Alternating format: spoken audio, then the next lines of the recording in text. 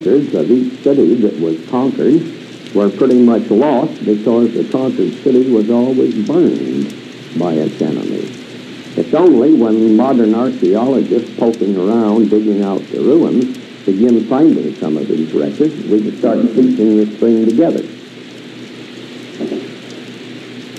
So, here you had the people known to be Israelites, known to be big, blonde, blue-eyed men and terrible warriors, and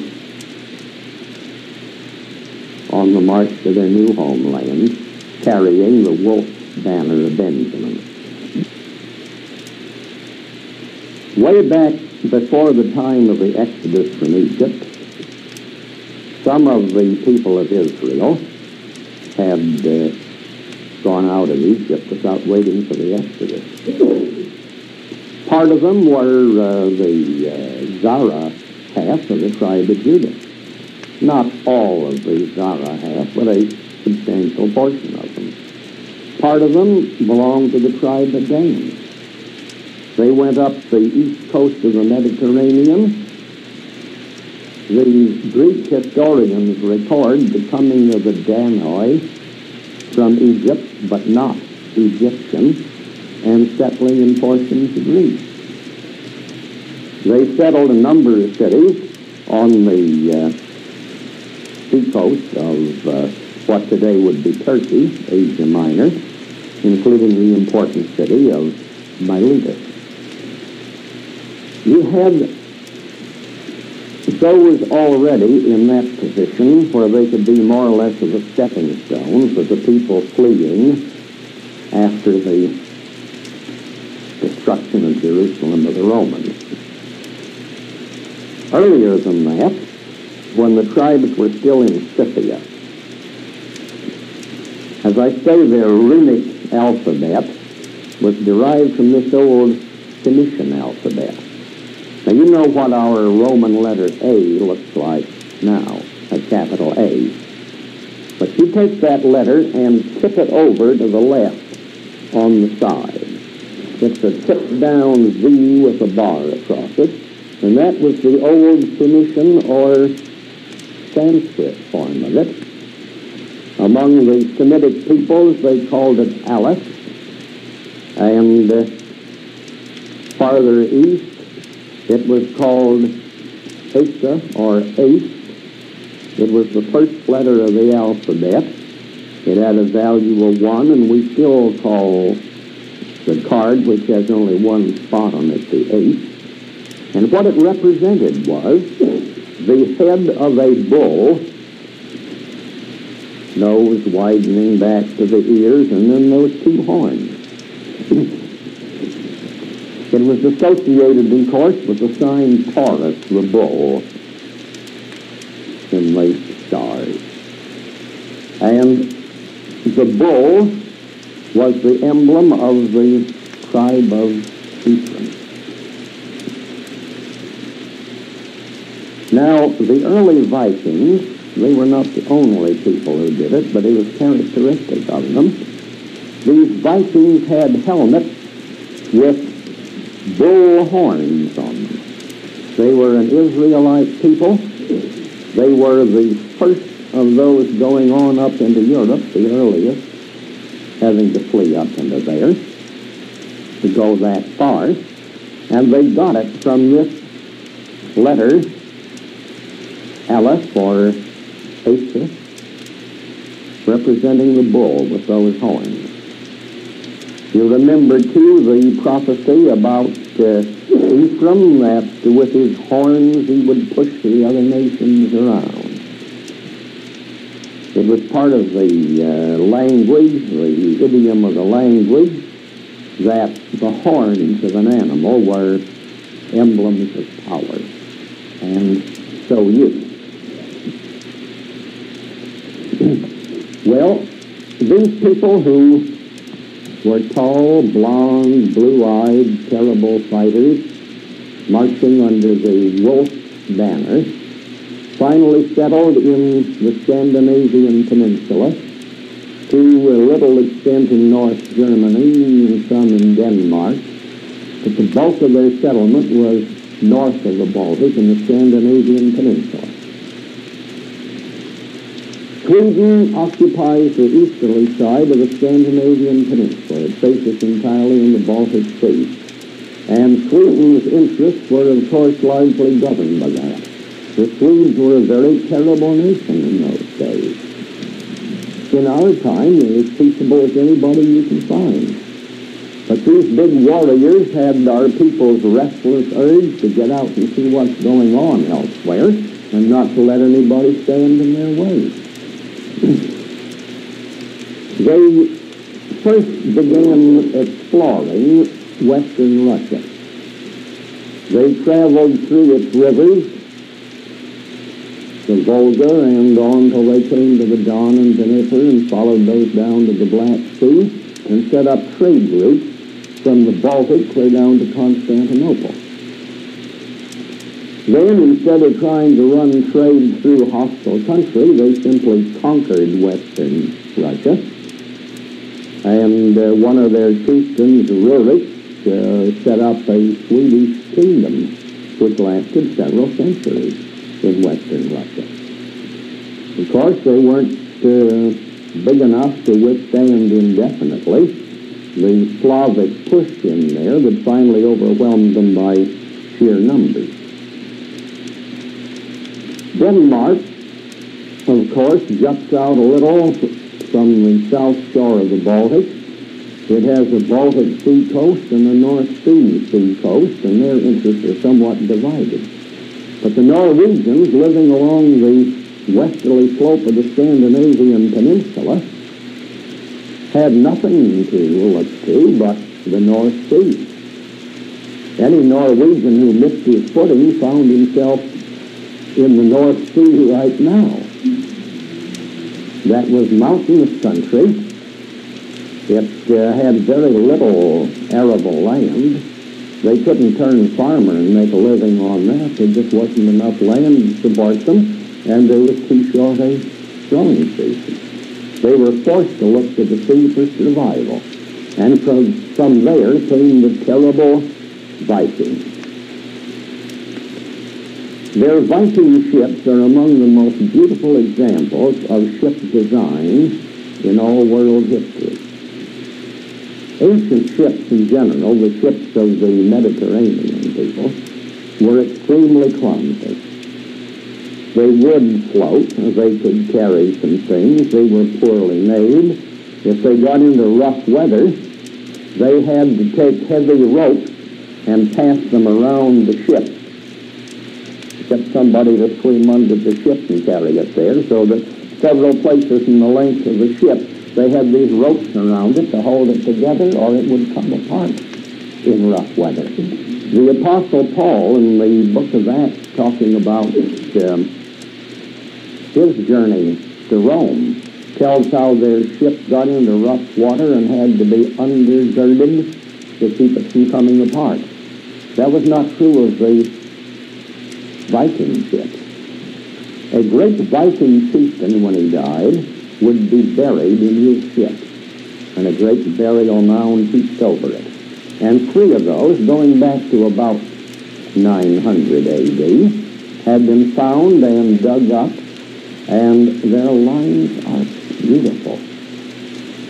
An exact copy of one of them, dating from about 900 A.D., an exact copy was made. Of course, wood that's 1,000 years old and been buried 1,000 years in the ground couldn't stand the strain of going out to sea. So they built a new ship of fresh wood, but they made an exact copy of it.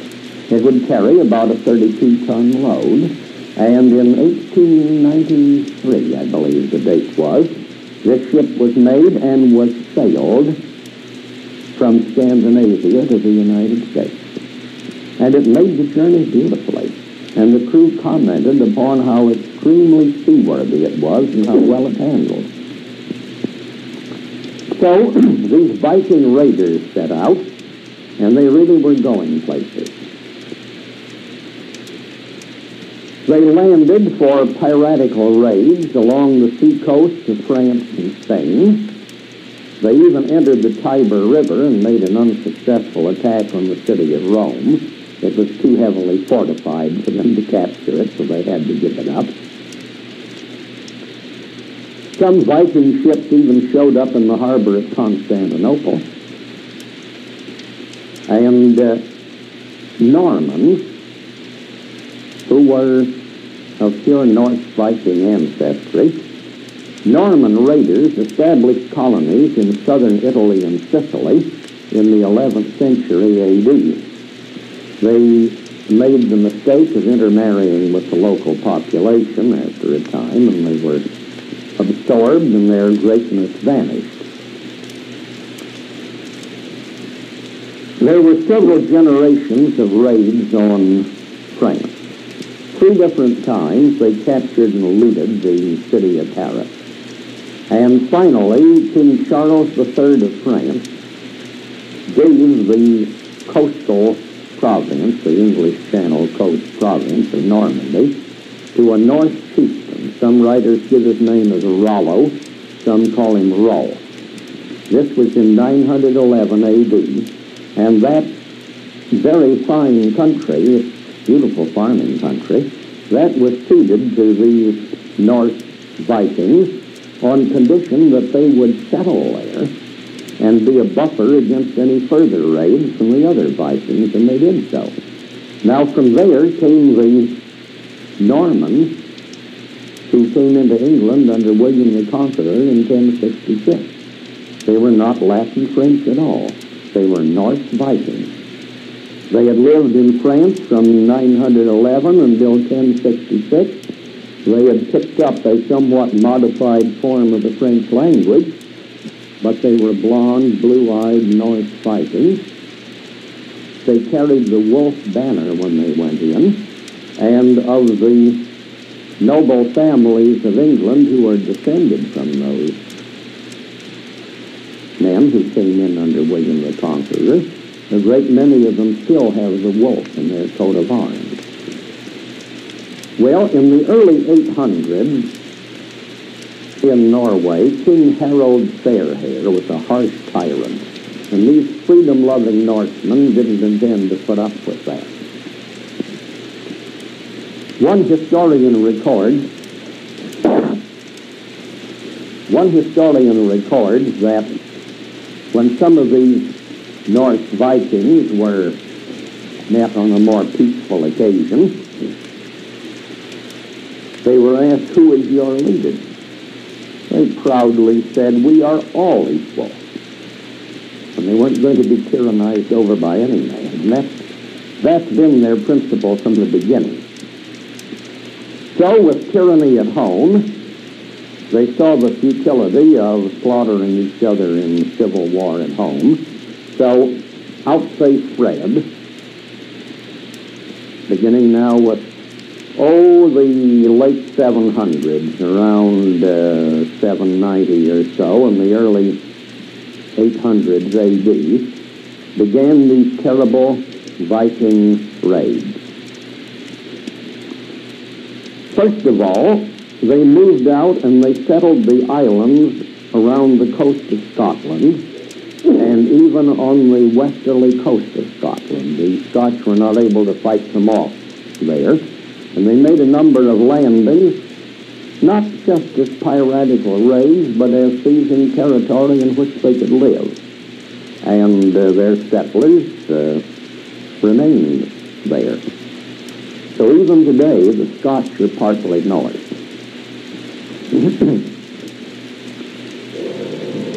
They made some landings on the coast of Ireland and set up quite a few colonies in Ireland. Then some of them, heading for these islands in the northern part of Scotland, were blown off course by storms, considerably to the west, and they came to Iceland and Greenland. Now, Irish monks had tried to colonize the island of Iceland. It's just south of the Arctic Circle and about 600 miles west of Norway. And they had their little Irish colony there. But between 850 and 870 A.D., Norse colonists came in and drove them out. We still have the record of these Norse colonists, some 400 settlers, nearly all from western Norway, some from the Norse colonies already established in Ireland and the northern Scottish islands. There were a very few Swedes among them. There were no Danes. In 986 A.D., Bjarni Herlofsson, one of these Viking chieftains, sailed from Ireland, heading for Greenland, which lay still further to the north. And he was blown off course, sailed through storms for several days, and found himself sailing along the coast of a full-scale continent, much bigger than Greenland. It was the North American continent. But after sailing along the coast for several days, it didn't look good to him. He didn't land, and he got back and reported it. That was 986 A.D. So Leif Erikson bought Bjarni's ship, and he sailed from Greenland in 992 A.D. with a party of 35 men. He was going to get a look at this new continent.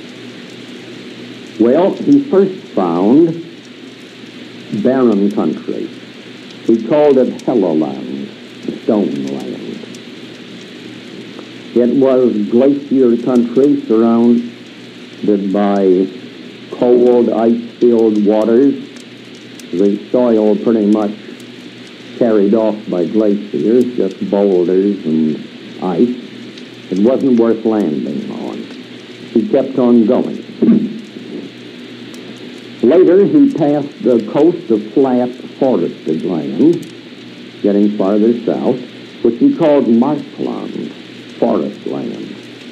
Finally, they found an island, and behind it the mouth of a river, with good timber available, lots of fish, winter climate relatively mild, not a great deal of frost. He spent the winter there, and he commented that day and night were much nearer equal in length than they were up in Iceland or Greenland, as he was accustomed to. We know definitely it couldn't have been north of Chesapeake Bay from his description of it. Now, they found grapevines growing there, cut some samples, which they took back with them. They called the place Vinland, Wineland, and they sailed back home to Greenland. This was 500 years before Columbus. Now, Columbus possibly had some Jew blood in him. He was certainly financed with Jew money, and he got the Jew advertising. But the discovery of this continent was made by some of your brother Israelites, not Jews, 500 years before Columbus. The next year, Thorvald Eriksson, Leif's brother, took the same ship and went back. He found traces of the original landing. Their ship had been damaged. They had to cut out most of the keel and replace it with new timber. And they set up on a headland, they set up the keel of the old ship as a monument. And when Thorvald Eriksson went back, he found on this headland the keel of the old ship there. He was greatly pleased with the country. He wanted to settle. But he was killed by hostile Indians, and the party went home next spring. Later, there was another expedition under Thorfinn Karlsefni. They liked the country, but there were too many attacks by hostile Indians, so they gave it up. Well, here they were, settled in Norway, which was too small, too rugged to support them. Forced to move out and look for other territory. As I said, they had made some landings on the west coast of Scotland. They had colonized the islands around the northerly part of Scotland. They had made landings in Ireland. The history of Ireland shows there were many Norwegian invasions from the year 807 onwards, which resulted in many Norse settlements in Ireland. The Shetlands, Orkneys, and Hebrides around Scotland settled by Norse Vikings. Down in England proper, Northumbria was again settled by Vikings. South of that, you had a big Danish settlement. The Danes had come in there. You remember these Norse and Danish raids on the coast of England were so terrible that the Britons couldn't beat them off. And so they invited the Jutes, Angles, and Saxons to come in and settle. And they settled really in the southerly part of Britain, starting with the Channel coast and working west from there, right on up to Wales. But next to them to the north, the territory was taken by the Danes. You had quite an extensive country, which had been taken over so completely by Danes.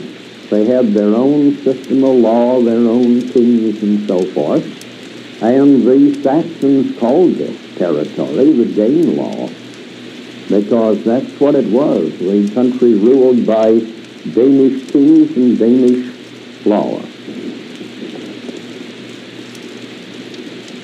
North of the Thames River, as far as Chester, and to the east of a line roughly the same as the old Roman road, Watling Street, that was the Danelaw. It covered parts of Mercia and East Anglia. And these Danish Vikings had settled down as farmers. Incidentally, wherever you find in England village names ending in Thorpe or ending in the letters B-Y, Thorsby, Rigby, and so on, those show that it's an old Norse or Danish village. What can you do with these people who say, oh, all 12 tribes, you can identify this nation as this one and that the other? You can say this. Norway is evidently pure Benjamin. They never were overrun after they landed there, never were overrun by hostile other forces. And certainly when these terrible warriors originally took the Scandinavian country, they thoroughly exterminated any traces of settlement they may have found there. The Swedes likewise were not overrun. So you can say that those two countries have a pure Israelite stock, and that's all there is there, and except such travelers as have gone in our own time. Now when you come to Scotland, we know from their own historical records that today's Scots are part Norse. We know that today's Irish are part Norse. We know that portions of England, while they have some identifying marks of the country as a whole, as the tribe of Ephraim, yet settled among them are a good many of these Norse and Danish Vikings, of the tribes of Benjamin and Dan. So when somebody tries to get very, very learned and point out to you where all 12 tribes are, don't let him kid you. He ought to know better. Now among these people who had settled on the continent of Europe, some of them keep cropping up later. You remember that those who traveled by sea were relatively few. The great mass migration came by land.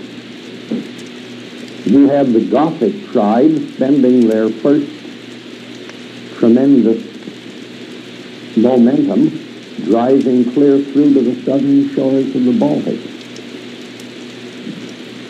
Their rear guard began to be pushed westward by an invasion of the Huns, and first you had the Visigoths, the West Goths, turned westwardly so that they went first into Italy, conquered and looted the city of Rome in the year 410 A.D., in another 3 or 4 years moved out, crossed southern France and the Pyrenees, went into Spain and Portugal where they settled, and they were the dominant ruling people there, clear up into the time of the Moorish conquest in 711 A.D., when they lost political control.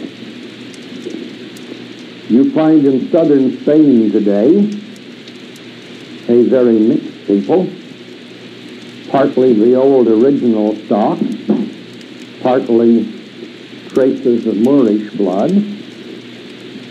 You find in northern Spain a less mixed people, and you find in the Spanish aristocracy, and this is true of Portugal likewise, some of the old Visigoth blood pretty well preserved. The Ostrogoths, after getting clear up into northern Germany, turned back. And they came back in here about 50 years after this Visigoth invasion. Not all of them turned back. Remember that you've had the Goths settling eastern Germany and going on into Sweden. A portion of Sweden is even to this day called Gothland. But you had some of them coming back and going into northern Italy, again defeating Rome, and setting up a Gothic kingdom in northern Italy, which held political power for some 25, 30 years or so before they were overthrown. In southern Italy, you find traces of the old Mediterranean racial stock, much mixed with African and Asiatic peoples who'd come in as slaves, and racially in no way related to any of the Israel people. And then as you get on up into northern Italy, you find people who are Italians by geography and nationality, and in no way related by race to the southern Italians.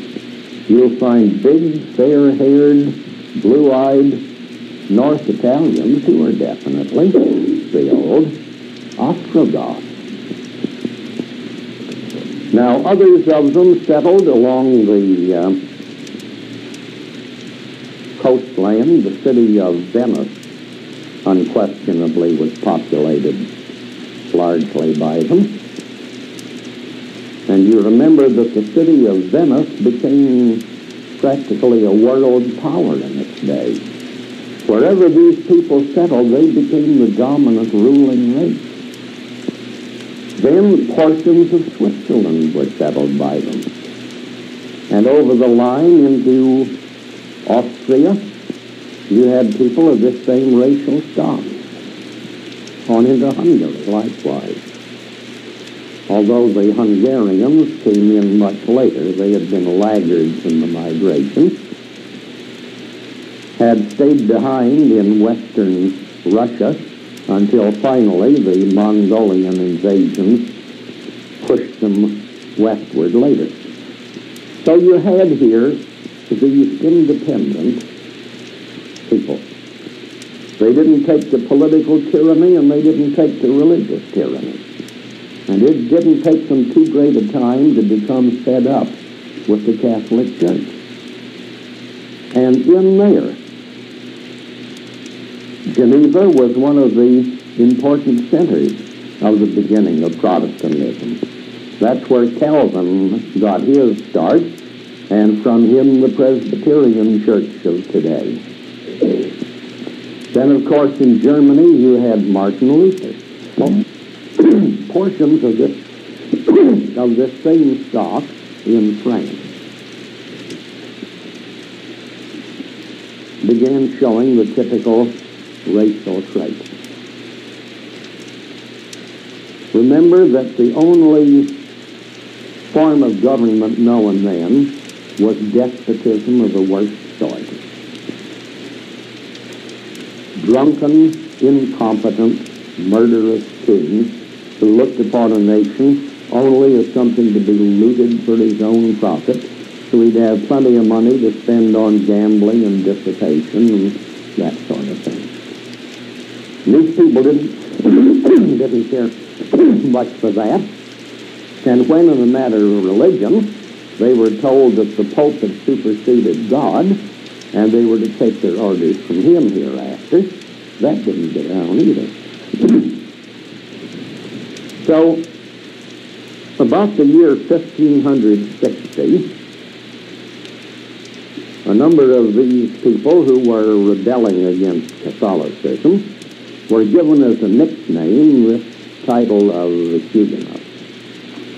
The name Protestant wasn't applied to them for a century and a half longer.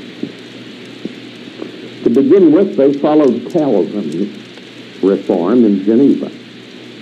The First National Synod of France in 1559 set up a church with the Calvinist doctrines of predestination and the grace of God, and particularly insisting upon the ceremonies of baptism and the Lord's Supper.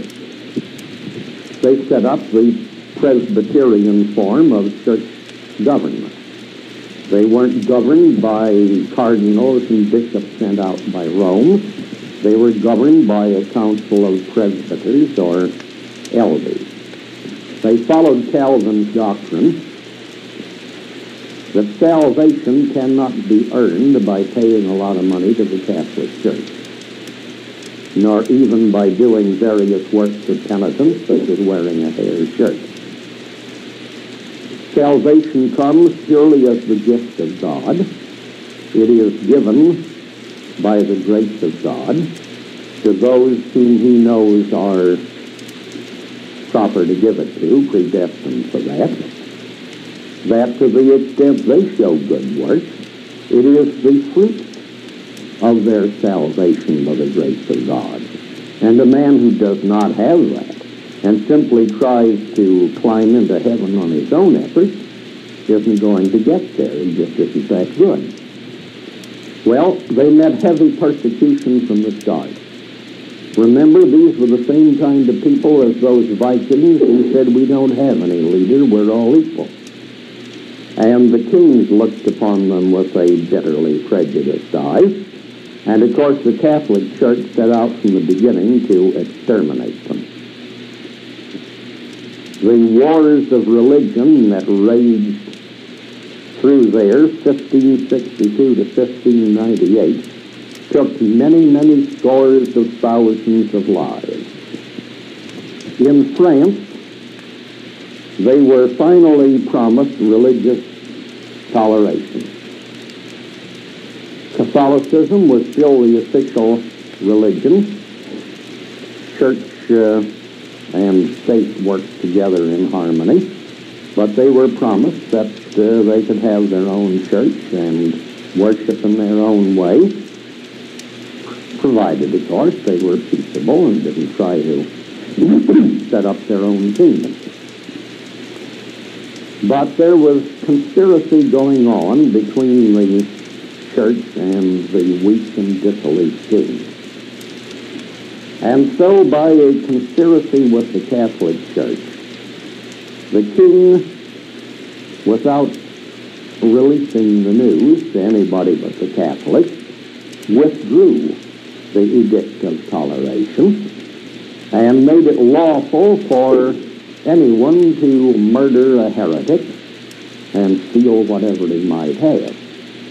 So, without any warning at all, on St. Bartholomew's Eve in 1572, the Catholics suddenly fell upon these unsuspecting Protestants, man walking down the street having no idea that there was going to be any trouble at all, would be suddenly stabbed by some passing Catholic. And you had that between 70,000 and 100,000 of these Huguenots were murdered. 20,000 of them, at least, in the city of Paris alone. Some of them left France after that, though the bulk of them remained. Finally, a Protestant king came to the throne, Henry IV. A very weak, irresolute man, but vaguely well-meaning. And he issued in 1598 the Edict of Nantes for religious tolerance. But nevertheless, through that period, you had the notorious Cardinal Richelieu at work, steadily scheming to get all these heretics murdered and the power of the church enforced again over every man in France. So in 1685, this Edict of Nantes was revoked, and massacres of the Protestants were renewed, besides which another device was tried. In those days, the army generally didn't have its own barracks. When they moved an army into a city, they billeted the soldiers, a few here and a few there, in the houses of the population. So this was done, billeting the soldiers in the homes only of the Protestants, and the soldiers were told, now go ahead, rape, rob, murder, do anything you please. There's no limit. You're not going to be questioned for what you do. So the result was that the Protestants got up and fled in the body. Some provinces of France were left practically depopulated when they moved out. And France was brought substantially to ruin by it because her most industrious and best people were gone all in the body. Now, some of them fled into Germany, some into Switzerland, others into Holland and England, my own. Here you have the people of the tribes of Israel in their homes in Europe, which they had first taken up. Remember now that they went to Scythia, they settled there and became pretty comfortable, and that wasn't where they were to stay. So the Medo-Persian Empire was allowed to threaten them till they moved on out. They got into Europe, but that wasn't the final place for all of them, and some of them were driven out of there by these circumstances. Now look at England. You have original Jutes, Angles, and Saxons. The Jutes, undoubtedly, of the tribe of Judah. The Angles and Saxons, no doubt representing two tribes, which we can't really identify as to what they originally were before they got the Angles and Saxons name. You have the Danish and Norse Vikings settling there, and then later you have these Norse Vikings from the province of Normandy in France coming in there. And of course you still had a few of the old British left. The people of Wales still call themselves in their own language to this day Cymru. And you remember the Assyrian inscriptions stating that they had taken Cymru, the house of Cymru, and deported it to the cities of the Medes. Now Cymru was the Assyrian form of Omri. You remember that one of the kings of the northern kingdom of Israel was Omri.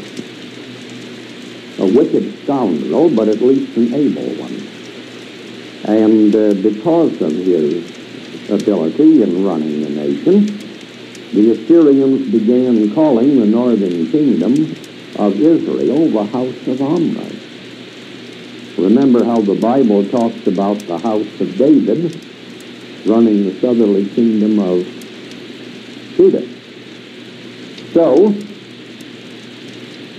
the Welsh definitely were of this Cumri, the house of Omri, or the northerly kingdom of Israel, and have kept their name even to this day. Their language, of course, shows clear traces. The Welsh is in many respects akin to the Hebrew, and of course the Gaelic of Ireland and Scotland is very close to Hebrew in many respects. There are quite a number of words that are identical in the two languages. Same pronunciation, same meaning. Well, as I say, the tribe of Dan, they were a seafaring tribe from the beginning. As Danes, they remained a seafaring tribe, and they kept the name. They called their land not Denmark, as we call it, Danmark. You look at a Danish postage stamp even today, and it is Danmark. And the mark is a border county, one that has to be defended because there's the enemy on the other side of it. So, that is Danmark, or country. Benjamin kept the flag all the way through, the wolf banner. Ephraim and Manasseh, I think there's sufficient evidence to say that at least in portions, England was Manasseh, though as I told you tonight, look at all the others that got there. And for the rest of them, they got so mixed up. Our first settlement over here, no doubt, was Manasseh. But look who's here now. Every one of the 12 tribes has their representation here, besides a lot of people that are not of the 12 tribes. This tape was produced by Your Heritage and Pastor Bertrand Comparet. We have much more information in written form and tape recordings, both reel and cassette. We offer this material to assist the personal ministries of those who are called to awaken Yahweh's Israel sheep to the truth of His Word and the necessity for national repentance. Feel free to call upon us for personal consultation. We welcome your suggestions as to how Your Heritage can more effectively spread the gospel of the kingdom. Many people are meeting in their homes using Pastor Comparet's material as a basis for their study. Such groups represent a healthy return to the early assemblies of believers and offers those who finally see the light and come out of the Babylonian church system a place to worship with other believers. We would hope that such meetings would also provide the nucleus of support for our radio broadcast in your area, and we shall be happy to cooperate with you in this regard. As you know, Your Heritage is not associated with any organization. As our congregation, we depend upon your tithes and offerings to pay the expenses of spreading the gospel. We try to merit your support. Please send all correspondence to our new private zip code, Your Heritage, San Diego, California, 92116-0100. Now goodbye, and may God richly bless you.